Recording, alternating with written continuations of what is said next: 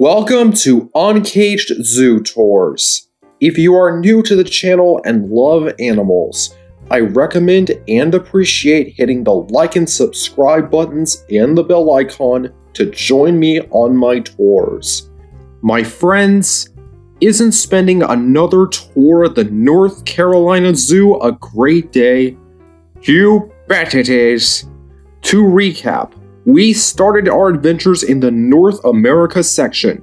We trekked through the misty cypress swamp, the freezing rocky coast, the wild streamside, and the majestic prairie.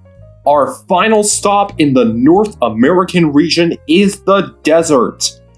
Originally opened in 1993, the desert is one of 3 indoor desert domes in the United States.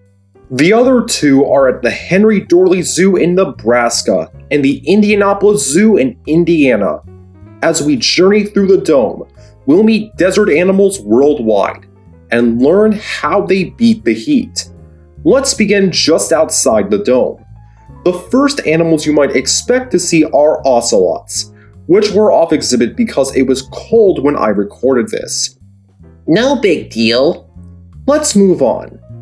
Deserts are classified by precipitation or how much rain falls. When you think of a desert, the first thing you might think of is a hot and dry place. But deserts can also be really cold, like in Antarctica. If you live in a hot desert, you not only need to survive, but thrive. For example, the Gila Monster spends most of its time underground sleeping, but this guy wanted to sunbathe. That orange and black skin serves as a warning, but that venomous bite serves as a last resort. What happens when it bites you? Gila monsters only use their venom on predators or someone annoying them. When the lizard bites the predator, the venom runs down its teeth and into the body.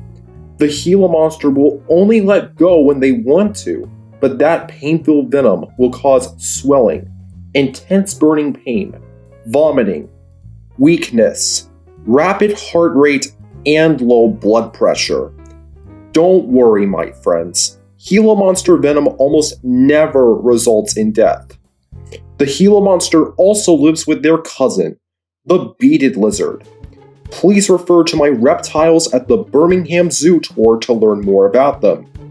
Next door is a pygmy spiny-tailed skink from Australia. Across from the reptiles are a couple of birds. Are there birds in here too? Yes.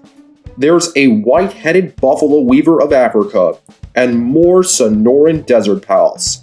Like I said in my Arizona trail at the Phoenix Zoo tour, burrowing owls make a similar sound to a rattlesnake's rattling tail when a predator threatens their home. But burrowing owls have other signals for communication. Burrowing owls can cluck, scream, and shatter. They can also do a head bop when they feel excited. Unlike most owls, burrowing owls hunt on the ground at sunrise and sunset when insects are most active. When food is scarce, burrowing owls will hoard food in their burrows for themselves and their chicks. There's also a greater roadrunner.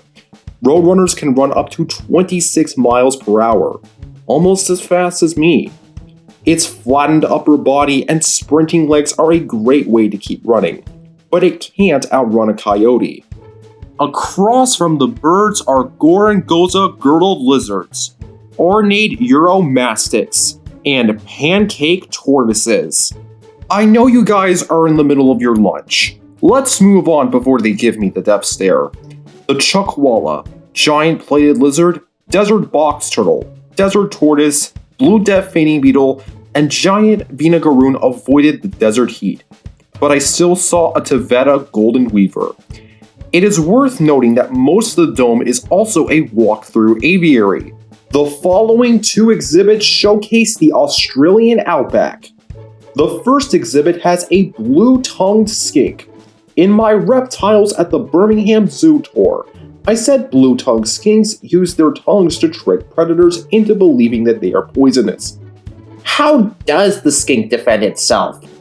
When a hungry snake threatens the lizard, it puffs up, hisses, and sticks out its blue tongue to confuse the predator. While the snake is distracted, the blue-tongued skink can scurry away. But I don't think the skink has to worry about predators, because they also live with a hamster skink. Across from them is another aviary, home to a blue-faced honeyeater and a laughing kookaburra. Kookaburras are a member of the kingfisher family, but fish isn't on the menu for them. Insects, reptiles, frogs, and rodents are their favorite food. Kookaburras are also known for their call, which sounds like a crazy cartoon character's laugh. Can you please do it for me? Please? It's really hard to reason with a kookaburra. They can be salty. Here's what a kookaburra sounds like.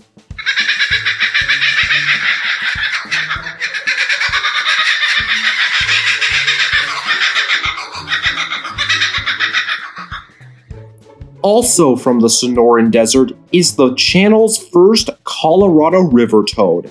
This amphibian spends most of its time underground, and will only come out when it rains or when it's time to breed. But if a predator wants to eat the toad, it can defend itself by releasing toxins called bufotenine. I thought it never rains in the desert. It hardly rains in the desert, but when it does rain, it all comes in one big downpour, resulting in flash floods. And the Sonoran Desert has more rainfall because there are 2 wet seasons. One from December to March, and the second from July to September. When this exhibit opened, it was only dedicated to the Sonoran Desert. But nowadays, this dome is dedicated to deserts worldwide. Our next animal comes from the deserts of Arabia, North Africa, and the Middle East. For the first time since my night hunters at the Cincinnati Zoo tour, we have sandcats, who have taken over the former Cape Porcupine exhibit. I said in my night hunters tour that sandcats can survive for a long time without drinking because they get hydration from their food. Like the river toad, sandcats usually avoid the hot sun by hiding in a burrow and waiting until nightfall. Deserts can get cold at night, as they lack the insulation provided by humidity and clouds. But the sandcat doesn't mind. They have a great sense of hearing to detect prey. When the sandcat finally hears its dinner, it's time to dig. Once the sandcat finally catches its prize, it covers its kill and can return later to eat. A sandcat's paws also act like shoes that protect them against the scorching heat and freezing cold. And that tan fur acts as great camouflage, especially at night. You might see more animals: desert king snakes, western hognose snakes, more Colorado river toads, and speckled rattlesnakes. They and the desert-haired scorpion were also trying to avoid the heat. So now we can finally cool down in this cave, also known as the zoo's nocturnal house. Our first nocturnal creatures are not-so-scary vampirebats. They can be found in Mexico, Central, and South America, and I associate bats as a year-round creature, not one associated with Halloween. Do you know that phrase, blind as a bat? Yes, I do, my friend. Despite that, bats have excellent eyesight, hearing, and smell. They can also use their sharp claws to groom each other. It helps strengthen their bond. Since they eat and lick the blood from livestock, their saliva contains an anticoagulant or blood thinner. It can be used as a drug to prevent blood clots in patients dealing with heart problems. Not only can a vampire bat's wings help them fly, but they can also help them jump around on the ground. When jumping, a vampire bat pushes its pectoral limbs forward. Bats are the only mammals that can fly. Thank you for talking about my species. Did that bat just talk to me? It must be my imagination.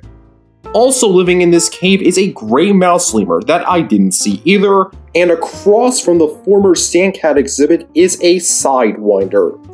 And that wraps up our third North Carolina tour and most of the North American side of the zoo.